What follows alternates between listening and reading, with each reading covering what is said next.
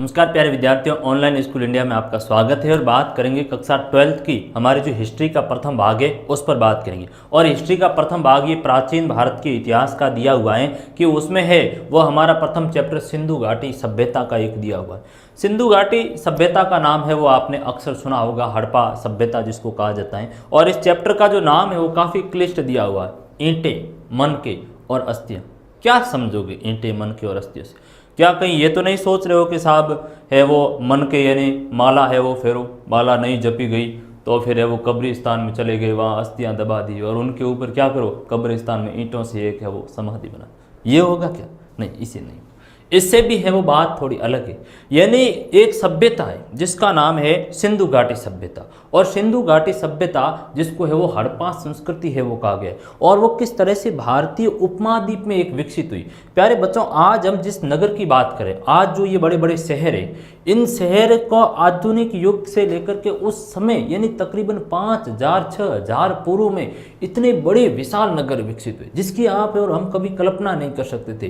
कि आज जो टेक्नोलॉजी के युग में कह रहे हैं कि आज बड़े बड़े शहर बने हुए, दिल्ली है, कलकत्ता है, मुंबई है, किस तरह से शहरों की बसावट है, किस तरह की सड़कों की व्यवस्थाएं, किस तरह नाली की व्यवस्थाएं, किस तरह के स्नानागार हैं, किस तरह की शौचालय की व्यवस्था है। इस तरह की व्यवस्था आज से तकरीबन 5-6 हजार पूर्व में थी। तब हम बात करेंगे कि हम कितने उन्नतशील थे। हमारे जो पूर्वज है, हमारे जो पुरखे लोग हैं, वो हमारे पूर्वज कितने हैं, वो तकनीकी में हमसे कई गुना आगे थे कि तकरीबन 6000 पूर्व में एक बहुत बड़ी सभ्यता है वो विकसित कर दी। और तकरीबन वह सभ्यता 20 लाख वर्ग किमी में वह सभ्यता विकसित थी। आज का जो पाकिस्तान पूरा और भारत का है वो आधा भूभाग उस समय उसके अधीन आता था। तो उसकी बात करेंगे, सिंधु घाटी सभ्यता, हड़प्पा संस्कृति। और जो हमारे इसमें महत्वपूर्ण जो अध्ययन के बिंदु होंगे उनकी भी मैं एक संरचना बना देता हूं ताकि है वो आपको ध्यान रहेगी।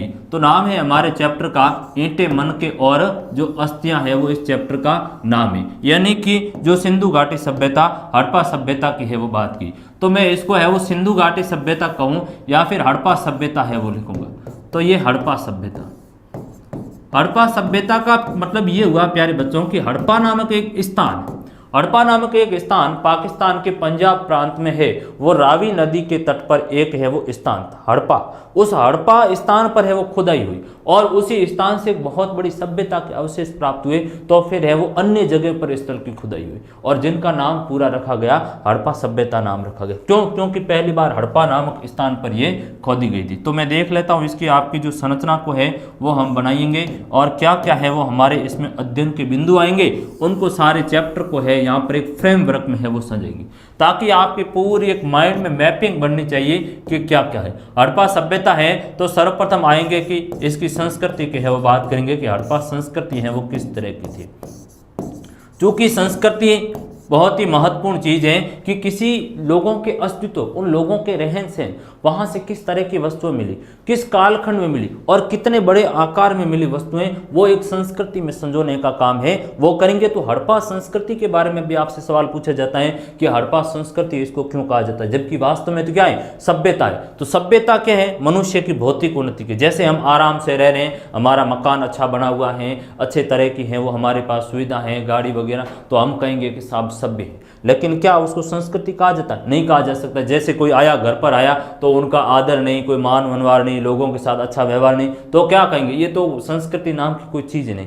तो संस्कृति मनुष्य की मानसिक प्रगति का प्रतीक होती है, जबकि सभ्यता भौतिक उन्नति का। तो फिर इस हड़प्पा सभ्यता को है वो संस्कृति क्यों कहा गया? आपसे सवाल पूछा जाता है, ये बोर्ड परीक्षा में पूछा गया है, दिल्ली बोर्ड परीक्षा में है वो पूछा गया है कि हड़प्पा जो सभ्यता को है इसको हड़प्पा संस्कृति क्यों कहा गया। तो आपसे भी सवाल पूछे जाने की गुंजाइश रहती है। फिर आगे देखेंगे कि इसका कालखंड है वो क्या था, क्योंकि इतिहास है तो इतिहास में सबसे बड़ी महत्वपूर्ण चीज ये आती है कि इसका आखिर में समय क्या था।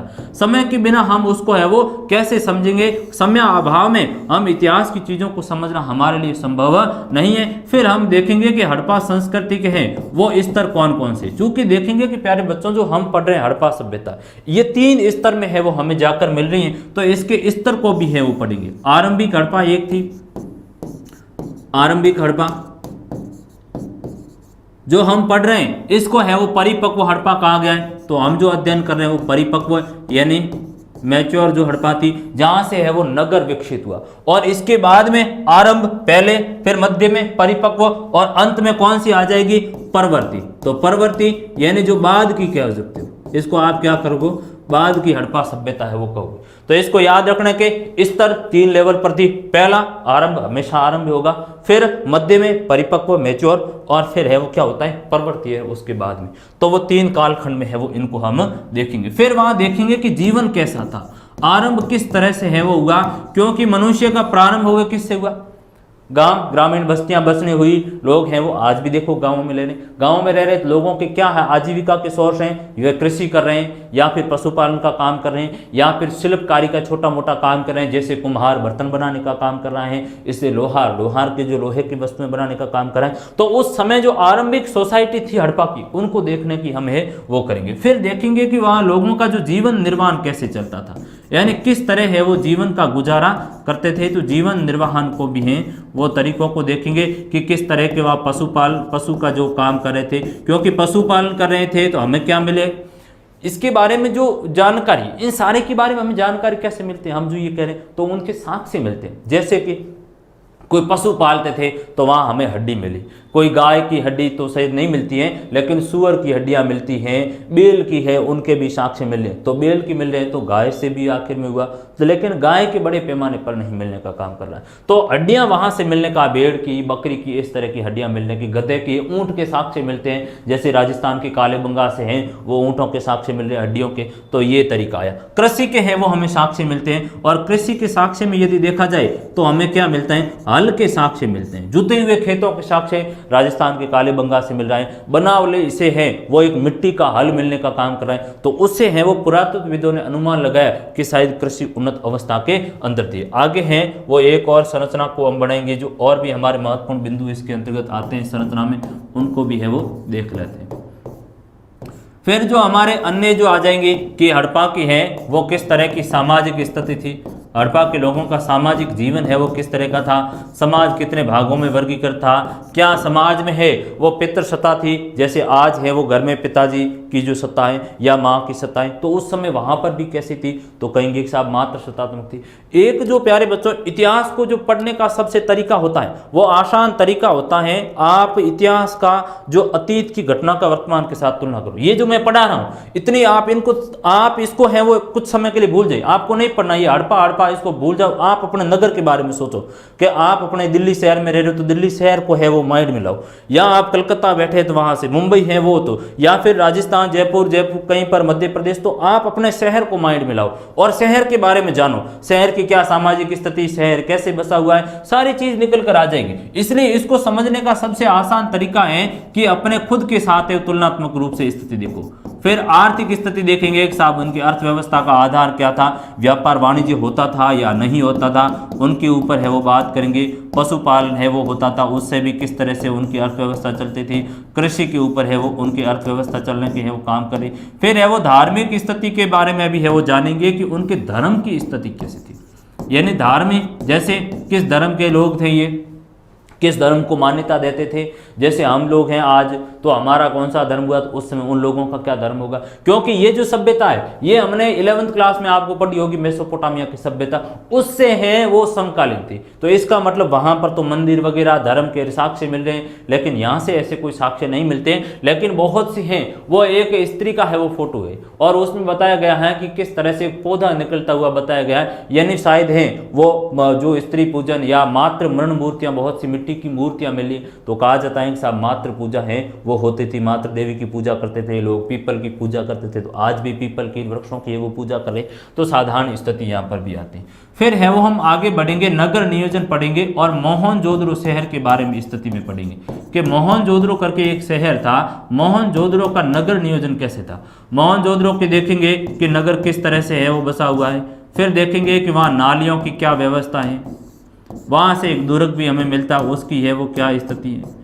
ग्रह की स्थापत्य यानी ग्रह यानी घर की क्या स्थिति है, ग्रह स्थापत्य किस तरह के घर बने हुए। जैसे आज एक कॉलोनी को देखोगे तो कॉलोनी में घर है वो क्रमिक रूप से बसे हुए, ये कॉलोनी है माना की, ये एक कॉलोनी और दूसरी एक ये कॉलोनी। अब ये सारे के घर है वो क्रमिक रूप से यहाँ बने हुए हैं, ये देख लो आमने सामने बने हुए। फिर है वो घर का जो मुख्य दरवाजा था वो हड़प्पा सभ्यता में मेन रोड की तरफ नहीं खुलता था, तो पीछे की ओर खुलता था, तो एक वो थोड़ी उनकी विशेषता आएगी। फिर हम देखेंगे कि यहाँ की नाली व्यवस्था, जैसे ये घर है इस कॉलोनी में, यहाँ घर के आगे एक नाली निकलती थी, वह ऊपर से ढकी हुई होती थी, तो उस समय व्यवस्था भी ऐसी की ऐसी थी। सड़कें हैं, जैसे यहाँ पर ये सड़क आया, आगे भी कोई कॉलोनी है तो आगे सड़क इस तरह से जा करके जाने का काम कर रहा, तो सड़कें समकोण के ऊपर काटने का काम कर रही, उनको भी है वो देखेंगे मोहनजोदड़ो की। फिर है वो इसकी कुछ एक अन्य महत्वपूर्ण पहलू भी आएंगे, हम खोज की इसकी है वो बात करेंगे, इसके जो पतन की है वो स्थिति के ऊपर बात करेंगे। तो ये जो हमारे अध्ययन के बिंदु होंगे और इसी से पूरा चैप्टर है वो आपका इसी से सवाल आएगा। तो कृपया इस जो डायग्राम की संरचना को है वो सर्वप्रथम आप कॉपी में साथ में बनाएं और उसको फ्रेमवर्क को समझने की कोशिश करेंगे। ये हमारे जो अध्ययन के पहलू होंगे, कालखंड, हड़प्पा संस्कृति, इसके स्तर, आरंभिक जीवन, किस तरह के जीवन निर्वाह करते थे, किस तरह की समाज की स्थिति थी, किस तरह की आर्थिक, किस तरह की धार्मिक स्थिति, मोहनजोदड़ो की स्थिति, कृषि की, और ये खोज है पतन की किस तरह से खोज कार्य आगे बढ़ा, उसके ऊपर है वो बात करेंगे। तो हम है वो क्रमिक रूप से इसकी तरफ है वो बढ़ेंगे।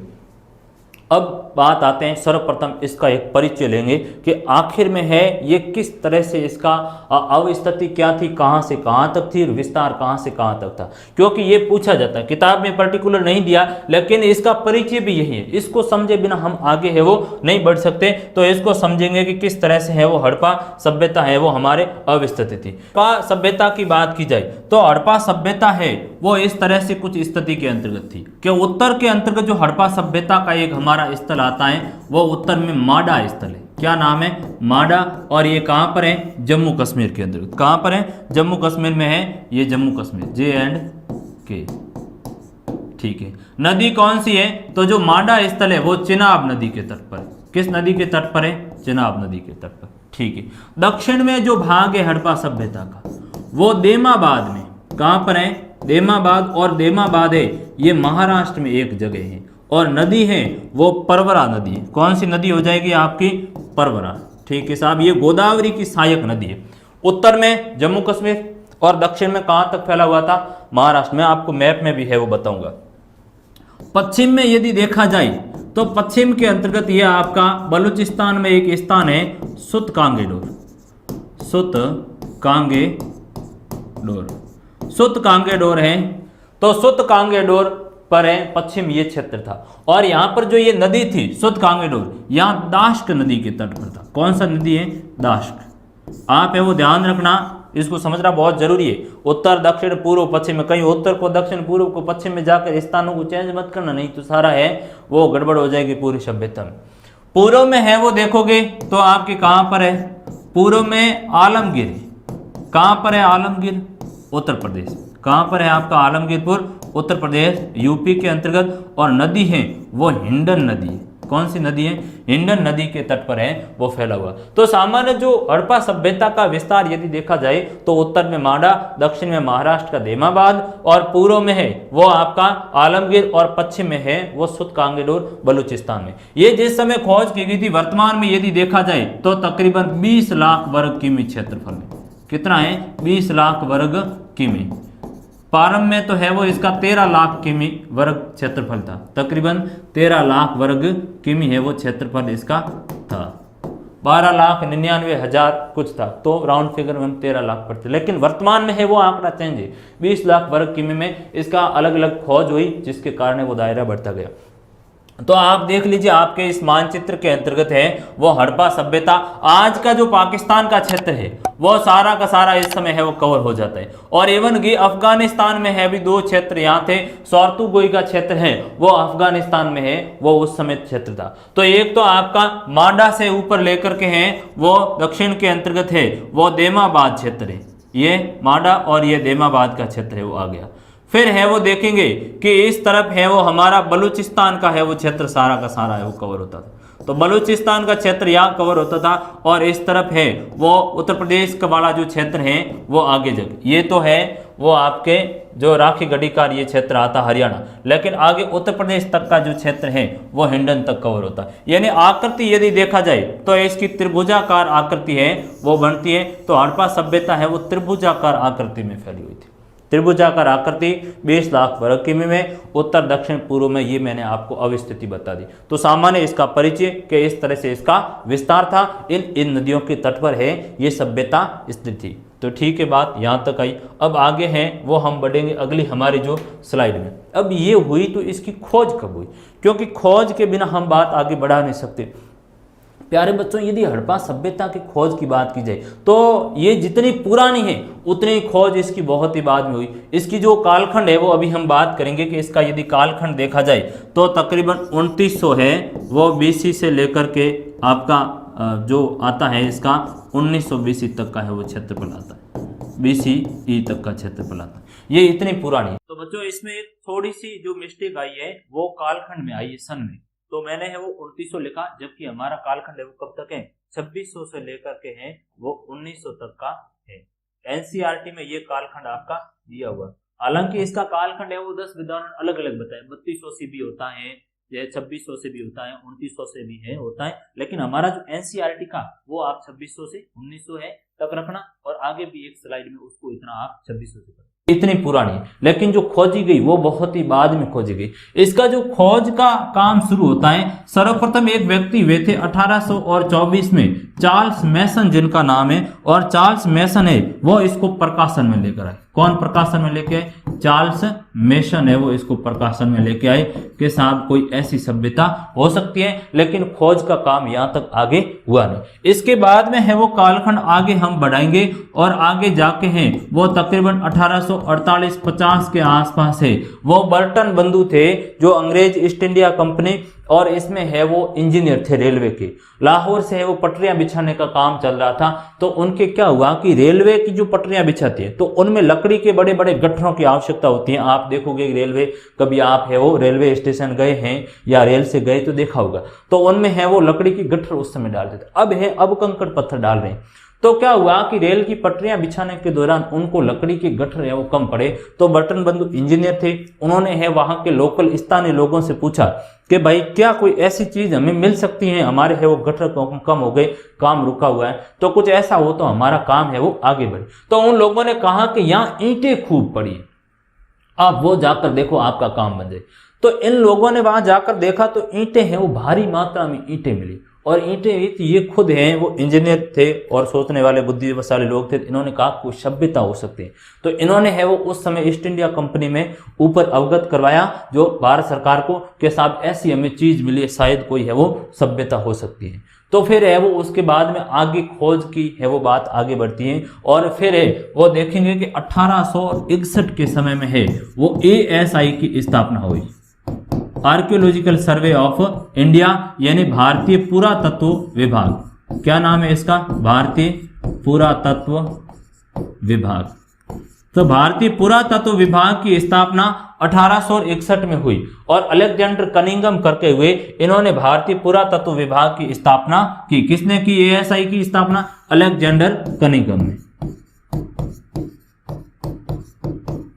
Alexander Cunningham. आपसे है वो सवाल पूछा जा सकता है, सवाल आया हुआ है बाकायदा, कनिंघम का है वो आया हुआ है। कनिंघम ने क्या हुआ था, उनको एक वृषभ की है वो सील मिली थी, और उस पर वृषभ मतलब बेल की आकृति पूरी।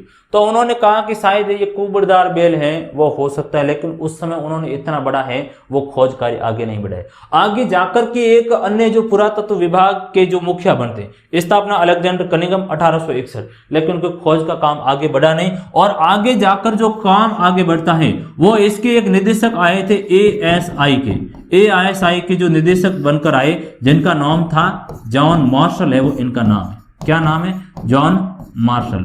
और जॉन मार्शल के समय है वो इसकी खुदाई का काम है वो शुरू हुआ, और 1921 में दयाराम साहनी ने है वो हड़प्पा सभ्यता की है वो खोज की। दयाराम साहनी 1921 में।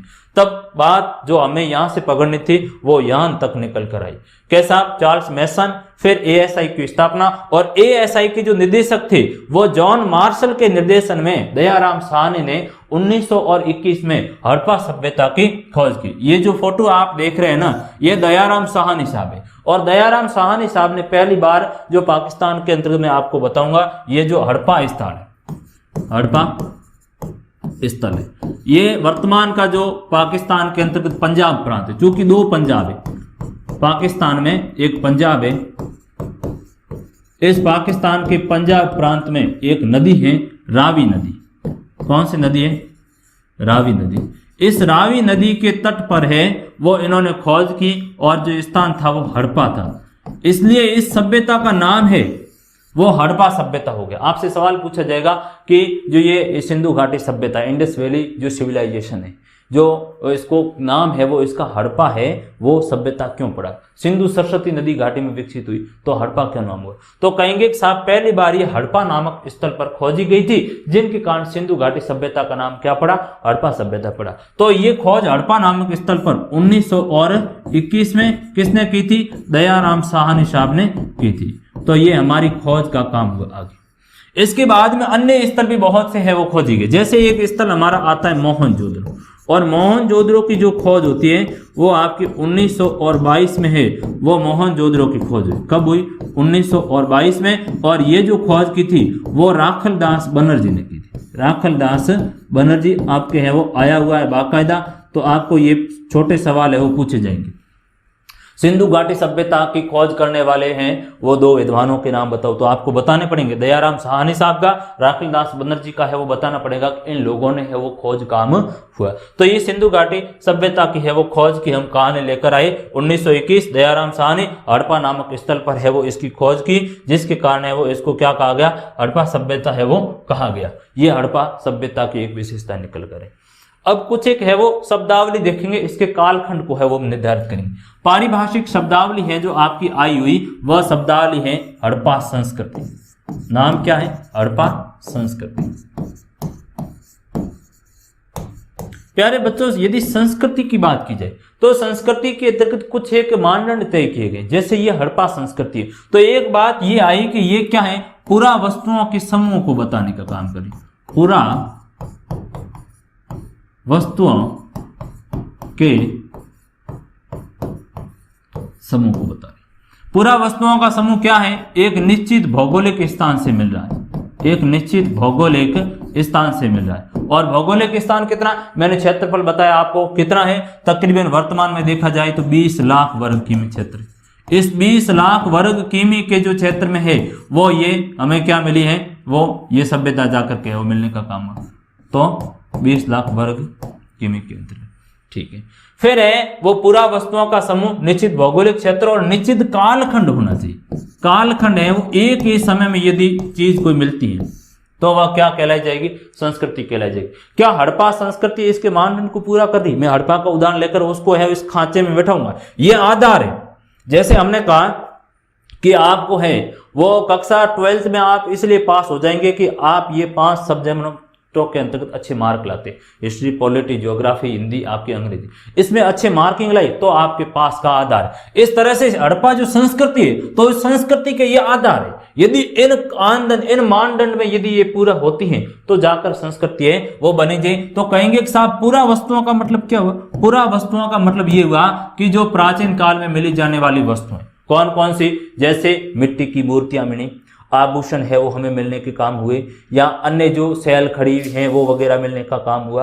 तो जो मिट्टी के बर्तन वगैरह है वो मृद भांड मिले। ये जो पूरा वस्तुओं का समूह मिल रहा है वो आपके सुतकांगेडोर से भी समान मिल रहा है, मांडा से भी समानता रख रहा है, कालीबंगा से भी समान रूप से मिल रहा है, लोथल से भी समान रूप से मिल रहा है। तो एक बात ये आई कि ये जो पूरा वस्तुएं हैं, ये जो प्राचीन काल में मिलने वाली वस्तुएं, इन सभी वस्तुओं में क्या है? समानता है। तो एक बात तो ये समानता दर्शाना। दूसरा क्या है कि जो 20 लाख वर्ग किमी का क्षेत्रफल है, इस क्षेत्रफल के अंतर्गत सभी वस्तुओं में समानता देखने को मिली है। तो यहां पर भी समानता है। तो ये एक महत्वपूर्ण है। जैसे कालखंड है वो इसका 26 आपके हैं वो 2600 से लेकर के 2900। तो ये निश्चित कालखंड में है वो समानता रख ली। तो इसलिए कहेंगे कि साहब हड़प्पा सभ्यता को है वो हड़प्पा संस्कृति इसलिए कहा जाता है क्योंकि यहाँ से जो सभी वस्तुएं मिली, जो पूरा वस्तुएं मिली, वो एक निश्चित भौगोलिक कालखंड में और एक निश्चित समय को बताने का काम है वो कर रही, इसलिए इसको है वो हड़प्पा संस्कृति कहा गया है। तो ये तो हो गया। दूसरा आपका है वो कालखंड की बात कर ले। इसका जो समय है, जो कालखंड है, वो मैंने बताया कि इसका जो कालखंड आपके दिया हुआ पड़ा है वो 2600 से लेकर के हैं वो 2900 BCE है। अब यहां पर एक समस्या, नया टेक्निकल वर्ड है। हम आज दिन तक है वो इतिहास में ईसा पूर्व पढ़ रहे हैं, बार बार एक शब्द है, एक ईसा पूर्व पढ़ते हैं, एक ईसा सन पढ़ रहे हैं। लेकिन हम अब जो सीनियर लेवल पर हिस्ट्री की बात कर रहे हैं तो हमें है वो आज ईसा पूर्व शब्द को गलत पढ़ा जा रहा है। ईसा पूर्व शब्द है वो गलत है। आज के समय में इसको क्या पढ़ा जाएगा, इसको BCE पढ़ा जाएगा। दो शब्द आज दिन तक हम पढ़ रहे हैं, इसको थोड़ा सा आप समझिए। एक शब्द हम पढ़ते हैं BC, BC का मतलब हुआ ईसा पूर्व, ईसा पूर्व। अब इसकी जगह हमें जो पढ़ना पड़ेगा वो पढ़ना पड़ेगा BCE शब्द। BCE का मतलब क्या हुआ, BCE शब्द का अर्थ हुआ before common era, before common era, before common era, एक शब्द ये हो जाएगा। तो ईसा पूर्व की जगह है जो हम BC पढ़ रहे थे, अब BC की जगह है वो क्या पढ़ेंगे, एक शब्द हमेशा BCE लगाएंगे कि साहब 2600 से लेकर के 1900 BCE तक का जो कालखंड है वो हड़प्पा सभ्यता का कालखंड है। तो आप BC ईसा पूर्व शब्द अब कभी भी है वो नहीं पढ़ोगे, बिफोर कॉमन एरा पढ़ोगे। एक जो हमारा वर्ड एक आता है AD, जिसको हम क्या पढ़ते हैं, एनो डोमिनी है वो शब्द पढ़ते हैं, यानी ईसा मसीह के जन्म के समय से लेकर बाद तक का कालखंड है वो AD में आता है, एनो डोमिनी। ये लैटिन भाषा के है वो शब्द है। अब इसकी AD की जगह जो शब्द है वो पढ़ा जाएगा, हमें क्या पढ़ा जाएगा, केवल C और E। C और E का मतलब हुआ कॉमन एरा। क्या हो गया, कॉमन एरा। तो ये कालखंड को है वो इंगित कर रहा है कि साहब इसका जो समय था वो 2600 से लेकर के 1900 BCE तक का कालखंड है वो हड़प्पा सभ्यता का कालखंड माना गया है। और इस सभ्यता, इस कालखंड में ये सभ्यता विकसित हुई और नगरीय सभ्यता के रूप में विकसित हुई। क्योंकि हड़प्पा का जो यदि देखा जाए, अभी हम बात करेंगे कि हड़प्पा है वो बेसिक 3 स्तर में है वो हमारे सामने मिलती है। हड़प्पा सभ्यता 3 स्तर में है वो ये मिलती है। 3 स्तर का मतलब ये हुआ कि ये एक तो है वो प्रारंभिक थी जिसको प्राक हड़प्पा कहा जाता है। प्रारंभिक जिसको क्या कहा जाता है, प्राक हड़प्पा कहा जाता है। प्रारंभिक इसको है वो प्राक हड़प्पा कहते हैं। इसको यहां नीचे लिखूंगा मैं, प्राक हड़प्पा। और जो प्राक हड़प्पा का जो कालखंड है वो तकरीबन आपका 2600 से जो पहले का कालखंड है वो आता है, यानी इसको हम लेंगे बेसिक 3200 से लेकर के 2600 BCE, बिफोर कॉमन एरा। अब ये BC वाले शब्द को आप है वो भूल जाना, उसको बार बार मत लाना। और दूसरा जो हम जिस चैप्टर में ये पूरी है वो हमारे परिपक्व है। कौन सी है, ये परिपक्व हड़प्पा है, परिपक्व हड़प्पा। और परिपक्व हड़प्पा का समय क्या है आपका, वही 2600 से लेकर के 1900 BCE, before common era, before common era. ठीक है। और तीसरी है वो कहेंगे इसको परवर्ती, परवर्ती या फिर इसको कहेंगे परिपक्व हड़प्पा के बाद की, तो बाद की। और इसका जो समय है वो तकरीबन आपका आया हुआ 1900 से लेकर के है वो 1300 BCE तक। अब इसमें जो अंतर देखा जाए तो यह भी कैसी है, यह भी ग्रामीण थी। कैसी थी, यह ग्रामीण है। और इसका एक उदाहरण हम देखेंगे, राजस्थान में है वो एक संस्कृति थी जिसको सोथी संस्कृति है वो कहा जाता है। बीकानेर के अंतर्गत है वो अमलानंद घोष ने है वो खोज की थी, सोथी संस्कृति का ये स्थल है। तो ये जो क्षेत्र है वो प्रारंभिक हड़प्पा का था। प्रारंभिक हड़प्पा ग्रामीण थी, जबकि ये जो परिपक्व हड़प्पा है वो किस तरह की है। परिपक्व हड़प्पा की बात की जाए तो ये नगरीय सभ्यता। कैसी सभ्यताएं, नगरीय सभ्यताएं। इसके लिए ये सारा हमारा जो चैप्टर का खेल है वो इसी के ऊपर ही निर्भर है। तो अब आपके बात समझ में आ जाना चाहिए कि हमारी जो हड़प्पा सभ्यता जो परिपक्व है वो कैसी है, नगरीय। नगरीय का मतलब क्या हुआ, नगरीय का मतलब है वो नगर के रूप में विकसित हुई थी। कैसे हुई थी, नगर में। जैसे एक शहर है, एक शहर में है वो किस तरह की व्यवस्था होगी, वैसी आज से है वो तकरीबन ये 2600 उस समय के और 2000, यानी आप तकरीबन कालखंड आपका आ जाएगा कि 2600 तो वो हो गए प्लस 2000 ये बरस आ गए, ये टोटल आपका समय हो गया तकरीबन है वो 4600 के आसपास का समय, यानी 4000 4500 वर्ष पहले है वो इतना बड़ा नगर विकसित हुआ, जो एक बहुत बड़ी तकनीकी उन्नति का मानक है कि भारतीय लोग हैं वो इतने टेक्नोलॉजी में आगे थे कि जिस समय जो मानव का भी अस्तित्व नहीं था, यूरोप में लोग जंगलों में घूमते थे, उस समय हमने इतना बड़ा नगर विकसित किया, इतनी बड़ी सभ्यता विकसित की, तो वो एक विश्व के सामने सबसे बड़ा आश्चर्य है वो सामने निकल करके आया। तो ये परिपक्व हड़प्पा का काल है वो आपका 2600 से 1900 और ये 1900 से 1300, क्योंकि बाद में जो 1500 है बेसिक है वो 1500 से लेकर के है वो 600 BC, ये हमारा जो कालखंड है वो वैदिक सभ्यता का कालखंड है। किसका है, वैदिक सभ्यता का है वो कालखंड है, वेदों का काल है। तो हम इसको 1300 तक की काउंट करते हैं। पुनः है वो यहां पर बढ़ेंगे, इसकी ये वो बात करे थे शब्द, स्थान और पारिभाषिक शब्दावली, फिर है वो हमने काल देखा, और एक शब्द है जो हड़प्पा आया हुआ है कि इसको है वो हड़प्पा क्यों कहा गया, तो इसको भी है वो आप पुनः देख लीजिए कि जैसे नाम है वो, इसका नाम हड़प्पा सभ्यता क्यों पड़ा, आपसे सवाल पूछा जैसे मैंने कि हड़प्पा सभ्यता का नाम हड़प्पा क्यों पड़ा, ये आपका एक सवाल है। तो इसका क्या जवाब दोगे, तनिक विचार कीजिए। मैंने प्रारंभ में बताया कि इसकी जो खोज है वो 1921 में जाकर इस तरह सामने आया।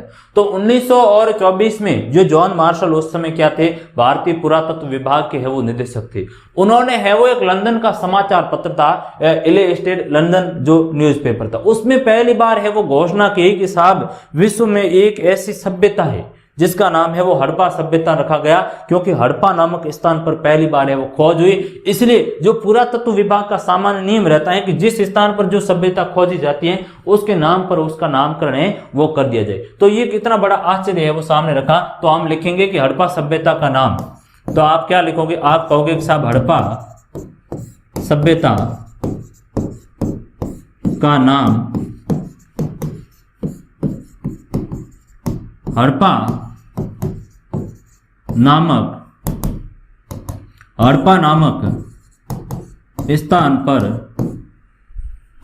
नामक स्थान पर पहली बार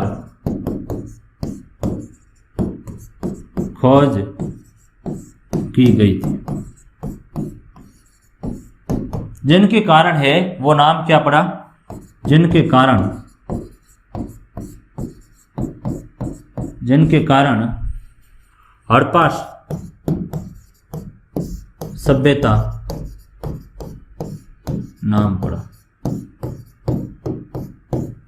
ये मैंने लैंग्वेज लिखी क्योंकि लोग ज्यादातर क्या कर रहे हैं, सीधा नाम लिखते हैं कि हड़प्पा सभ्यता का हड़प्पा नामक स्थान। कोई नहीं, आपका है वो तरीका रॉन्ग है। बोर्ड में इस तरह से वो नंबर नहीं मिलते। कृपया हमें लिखना पड़ता है, और लिखना पड़ता है तो जब तक है वो आप भाषा को पूर्ण नहीं लिख पाते तब तक आपको बोर्ड परीक्षा में कभी भी नंबर नहीं मिलेंगे। तो इसके लिए है वो मैं लैंग्वेज लिख रहा हूँ। और बहुत से है वो संस्थाएं और तथाकथित वे लोग सीधा इफेक्ट ही लिखवाते हैं, जबकि वो उनका तरीका गलत होता है कि जब तक आप पूर्ण बात को हाथ से नहीं लिखोगे फिर वो बच्चे कैसे लिख पाएंगे। तो ये एक स्थिति, इसलिए जो टारगेट है हमारा, जो ऑनलाइन स्कूल इंडिया का पर्पज ही क्वालिटी एजुकेशन का है, शिक्षा में गुणवत्ता देना ही हमारा है वो मुख्य कार्य है। तो इसके लिए सारी चीजें वो की जा रही है। तो जो ये क्लासें आपको होगी वो सारी की सारी क्लासें हैं वो प्लेलिस्ट के अंतर्गत मिल जाएगी, और साथ ही साथ टेलीग्राम को भी आप ज्वाइन कर लेना ताकि जो कोई भी क्लासें होती हैं तो जानकारी मिलेगी। तो हड़प्पा सभ्यता का नाम है वो हड़प्पा, क्योंकि हड़प्पा नामक स्थान पर पहली बार खोजी गई थी, जिनके कारण इसका नाम है वो हड़प्पा सभ्यता पड़ा। ये आपका जो हो गया था पारिभाषिक शब्दावली वाला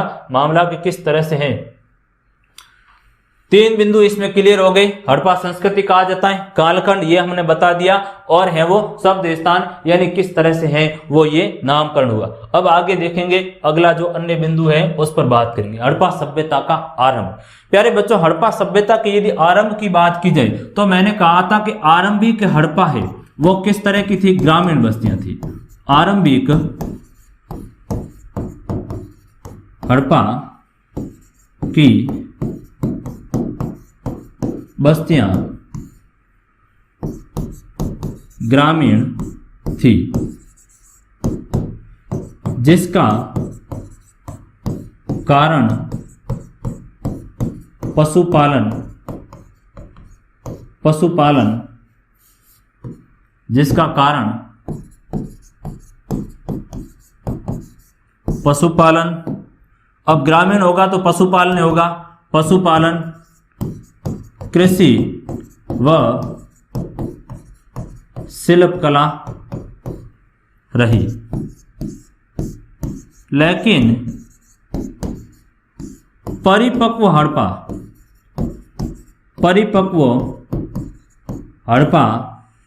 नगरीय थी। परिपक्व हड़प्पा कैसी थी, नगरीय थी, और जिसका मुख्य कारण क्या था, जिसका जो मुख्य कारण है वो आपका व्यापार था। जिसका मुख्य कारण क्या था, व्यापार था। इतनी बात इसके अंतर्गत लिखी जाएगी। सवाल आपसे पूछा जाएगा 2 नंबर का आरंभिक हड़प्पा के बारे में। तो आरंभिक जो हड़प्पा की बस्तियां थी वो ग्रामीण थी, क्योंकि हम देखेंगे, मैंने आपको बताया था अभी डायग्राम में कि 3 रूप में है वो हमें 3 संरचना में मिलती है। आरंभिक है वो मैंने बताया था कि आरंभिक का कालखंड भी मैंने आपको बताया था, और 3200 से लेकर के है वो इसका 2600 तक का समय बताया।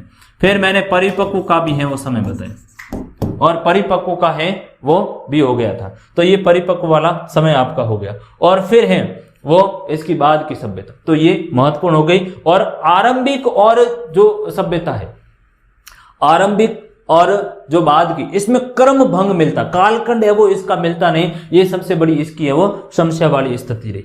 तो ये आरंभिक की बात हो गई। अब देखेंगे कि हड़प्पा सभ्यता के लोगों का है वो जीवन निर्वाह का तरीका क्या था, किस तरह से है वो जीवन निर्वाह करते थे, ये जीवन किससे चलते थे। आज भी है वो देखो, ग्रामीण भारत को हम देखते हैं तो किस पर जीवन टिका हुआ, कृषि पर है वो टिका हुआ है, या है वो क्या करेंगे, पशुपालन के ऊपर टिका हुआ है, या शिल्प कला के छोटे मोटे कार्य होते थे। तो उस तरह से हड़प्पा सभ्यता का जीवन है वो भी आरंभिक तौर पर कृषि के ऊपर है वो निर्भर था। तो हम कहेंगे कि साहब हड़प्पा सभ्यता का जो जीवन है वो कृषि के ऊपर है वो टिका हुआ था। किस पर टिका हुआ था, कृषि के ऊपर था, फिर पशुपालन के ऊपर था, और है वो शिल्प, और तीसरा क्या है, शिल्प।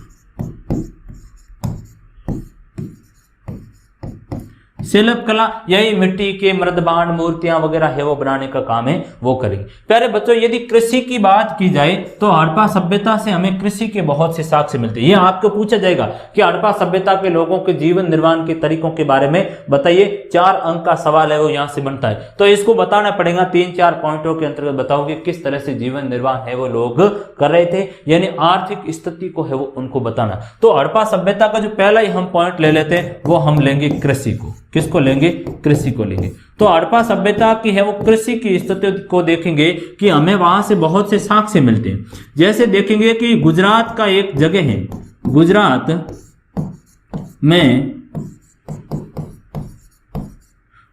में लोथल है, गुजरात में एक जगह है लोथल।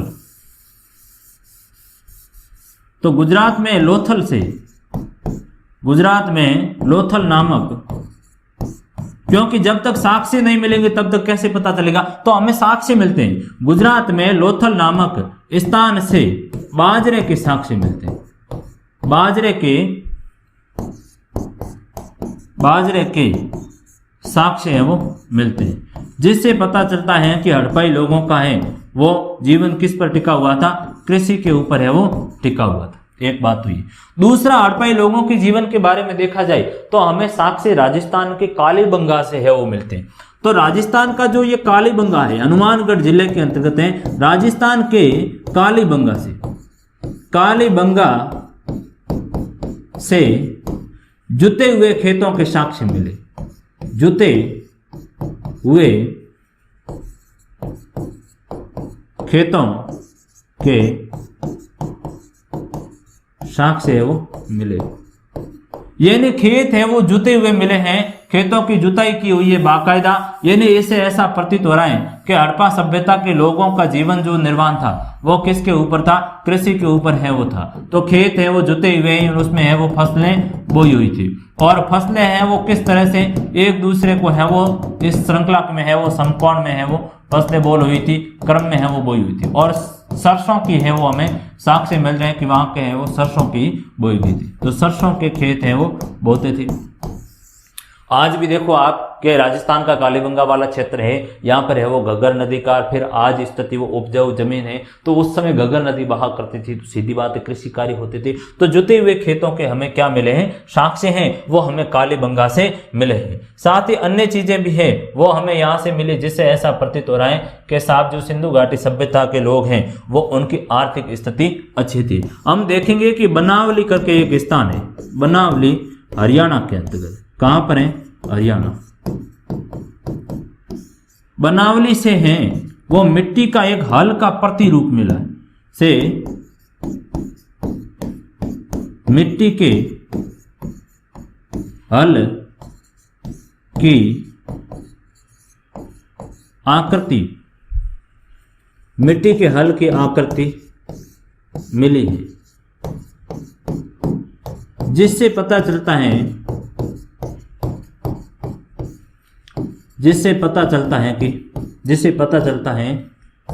कि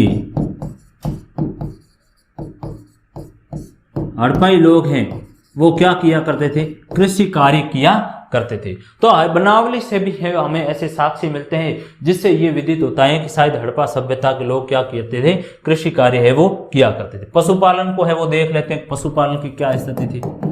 हड़प्पा सभ्यता के लोग हैं वो पशुपालन के साथ काम करते थे, पशुपालन के हमें साक्ष्य मिलते हैं। हम देखेंगे कि अलग अलग जगह से हैं वो हमें पशुओं की हड्डियां प्राप्त होती हैं, पशुओं की कहेंगे कि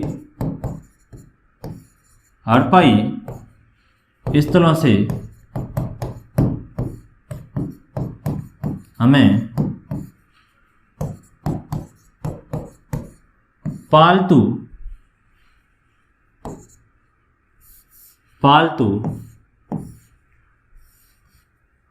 पशुओं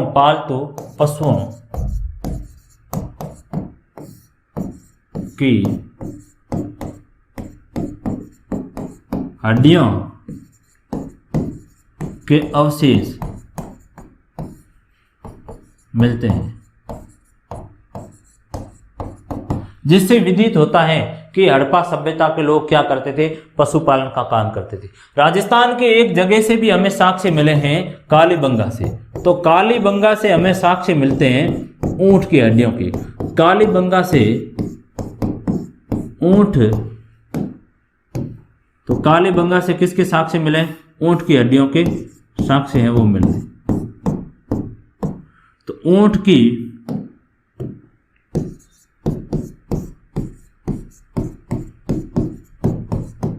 हड्डियों के साक्ष्य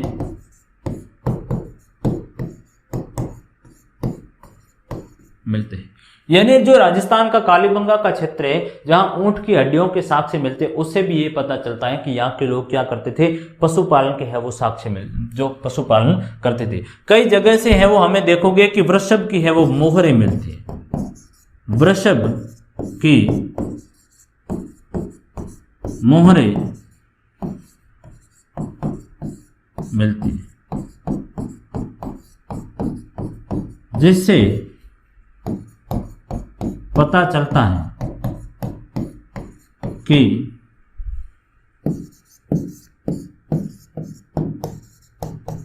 हड़प्पाई लोग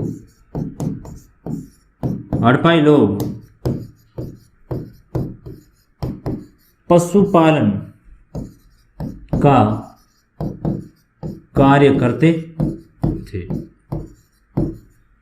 तो ये जो साक्ष्य मिले इसी से ही पता चलता है कि यहाँ के लोग क्या करते थे, पशुपालन कार्य साक्ष्य कर रहे थे। तो जहां से हमें जो चीजें मिलेगी उसी से ही आखिर में पता चलेगा कि वास्तव में है वहां पर क्या हो रहा था, पशुपालन का काम हो रहा था, अन्यथा हमें कैसे पता चलेगा। तो ये पशुपालन कहा गया। इसका है वो आप यदि लेना चाहते हैं तो स्क्रीनशॉट ले लेना, और पीछे है इसका भी एक है वो स्क्रीनशॉट है वो आप ढंग का शॉट लेकर कॉपी में है वो नोट कर लें। तो ये जीवन निर्माण के है वो तरीके थे। हमें शिल्प कला के है वो साक्षी जाकर के हैं वो हड़प्पाई जगह से मिलने का काम करें। तो शिल्प कला की भी है वो उन्नति थी हड़प्पा सभ्यता की। शिल्प कला तो कहेंगे कि साहब हड़प्पा सभ्यता के लोग हैं वो शिल्प कला में उन्नत थे, और उसके लिए हमें अलग अलग साक्ष्य मिलते हैं। जैसे देखोगे कि हमें है वो हड़प्पा क्षेत्रों से, हड़प्पा के स्थलों से मिट्टी की मूर्तियां मिलती हैं, मिट्टी की मूर्तियां मिलती हैं।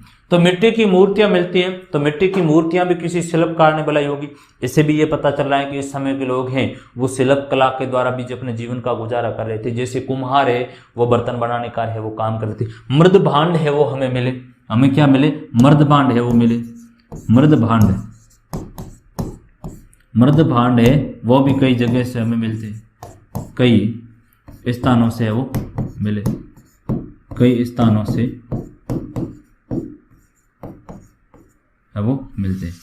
तो मृद भांड भी है वो कई जगह से मिल रहे हैं, इस बात का है वो ध्यान रखना। मृद भांड कई स्थानों से मिलने का काम कर रहे हैं। तो ये भी हड़प्पाई समाज की है वो उच्च कोटि की शिल्प कला का साक्ष्य है। और बहुत सी हमें मोहरें मिल रही हैं, जो किस पर मिल रही हैं, हमें मिट्टी का जो पदार्थ मोहर मिलेगी। आपको कोई वस्तु है और कोई माना कि एक बैग है, अब उस समय लोग तो हुआ करते नहीं थे, तो क्या करोगे, उसके ऊपर है वो गीली मिट्टी को लेकर के हैं उसके मुंह के ऊपर आप लगा लोगे और उसके ऊपर ठप्पा लगा लेते थे किसी से आहत करके।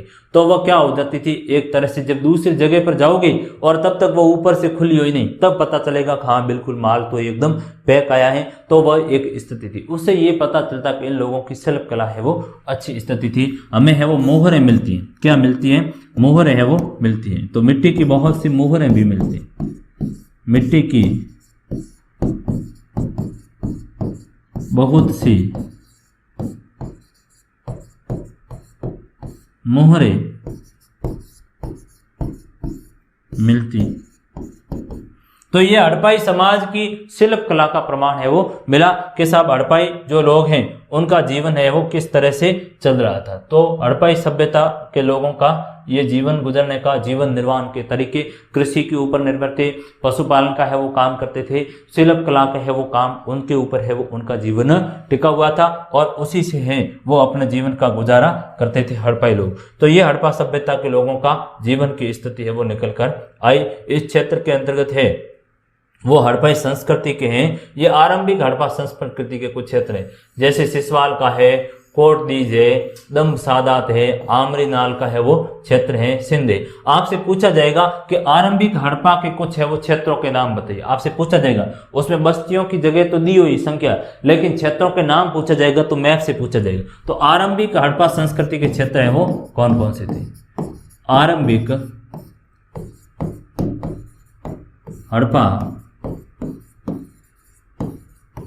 संस्कृति के स्थल कौन कौन से हैं, आमरी नाल है, आमरी नाल है, फिर है वो आपका दम सादात है, फिर है वो कौन सा आपका कोट दीजिए है, फिर है वो सिसवाल का क्षेत्र है, यहां लिख लेता हूं मैं, सिसवाल का क्षेत्र है। ये आरंभिक हड़प्पा संस्कृति के स्थल थे। आपसे सवाल छोटा पूछा जाएगा, आरंभिक हड़प्पा संस्कृति के कोई 2 स्थल है, वो 2 अंक में सवाल पूछा गया तो ये देने पड़ेंगे। दमसादात, कोट दीजिएगा, आम्रनालय, सिसवाल का क्षेत्र आरंभिक यानी परिपक्व हड़प्पा संस्कृति से जो पहले का कालखंड था उसको आरंभिक हड़प्पा संस्कृति है वो कहा गया। तो ये आरंभिक हड़प्पा संस्कृति के स्थल आ गए। अब हड़प्पा संस्कृति का एक महत्वपूर्ण स्थल है उसकी बात कर लेते हैं। मैंने बताया था कि पहली बार है वो हड़प्पा का कौन सा स्थल खोजा गया था, ये आपके हैं वो हड़प्पा सभ्यता। इसको थोड़ा सा मैं और डिफाइन कर लेता हूं, हड़प्पा सभ्यता। इसका एक अन्य नाम भी है सिंधु घाटी सभ्यता। क्या नाम है? सिंधु घाटी सभ्यता। ठीक है। अब इसके कुछ एक स्थल है, इसके क्या है, कुछ एक स्थल है, जगह है, उनको देख लीजिए। हड़प्पा सभ्यता के यदि स्थलों की बात की जाए प्यारे बच्चों तो अलग अलग स्थल हमारे सामने निकल कर आते हैं। पहला कौन सा है? हड़प्पा है। कब हुई खोज इसकी? 1921 में। किसने की थी? दयाराम शाह ने की। कहां पर है ये? कहां पर है? पाकिस्तान के है वो, माउंट मोगरी जिले के अंतर्गत है ये। तो पाकिस्तान का पंजाब, पंजाब कहां है? पाकिस्तान के अंतर्गत। नदी कौन सी है? रावी नदी। तो पहला स्थल तो ये खोजा गया था। इसके बाद में जो एक दूसरा महत्वपूर्ण स्थल है उसके बारे में हम विस्तृत अध्ययन करेंगे, मोहनजोदड़ो। क्या नाम है इसका? मोहनजोदड़ो। आपने वो पिक्चर देखी होगी मोहनजोदारो, एक मोहनजोदारो करके है, वो पिक्चर भी इसके ऊपर आई थी, एक फिल्म है वो आई थी, इसके ऊपर एक चलचित्र भी है वो आया था, मोहनजोदारो। तो ये दूसरा महत्वपूर्ण स्थान, ये स्थान है वो आपके सिंध प्रांत में पड़ता है। कहां पर है ये? सिंध प्रांत में है और ये सिंधु नदी के तट पर है। नदी कौन सी है? ध्यान रखना, सिंधु नदी है, सिंधु नदी के तट पर है। खोज कब हुई इसकी? 1922 में। किसने की थी? राखलदास बनर्जी ने। राखलदास बनर्जी ने वो इसकी क्या की थी? खोज है वो की थी। तो ये सिंध प्रांत के अंतर्गत है वो आता है मोहनजोदड़ो। तो मोहनजोदड़ो के बारे में है वो हम यहाँ विस्तृत है वो पढ़ेंगे, जैसे मोहनजोदड़ो में आपको इसमें अभी करवाऊंगा। फिर अन्य कुछ स्थल भी थे, जैसे कि एक कालीबंगा है। कैसी बंगा है? कालीबंगा। इस मोहनजोदड़ो का अर्थ होता है मर्तकों का टीला।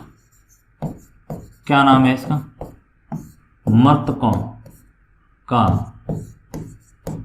टीला, या इसको क्या कहते हैं? इसको मुर्दों का टीला भी कहते हैं,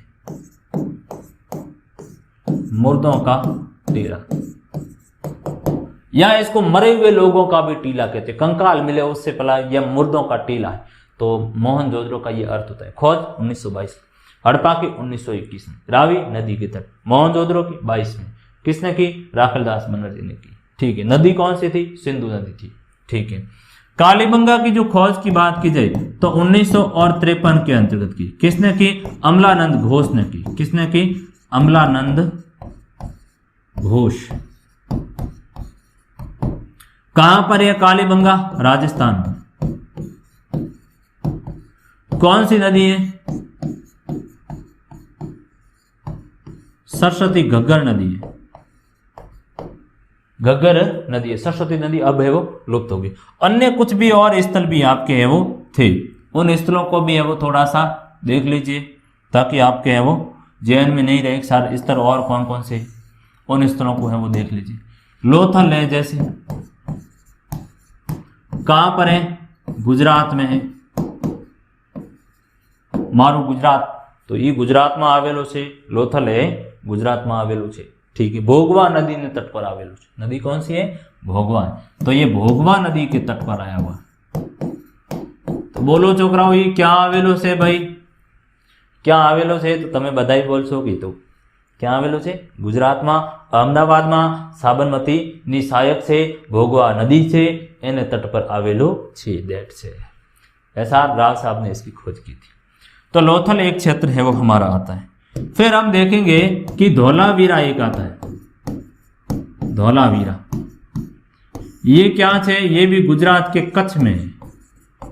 जगपति जोशी ने है वो खोज की। एक क्षेत्र हमारा आता है बनावली आता है। कौन सा क्षेत्र है?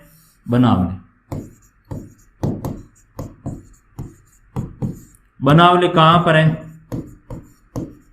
हरियाणा में।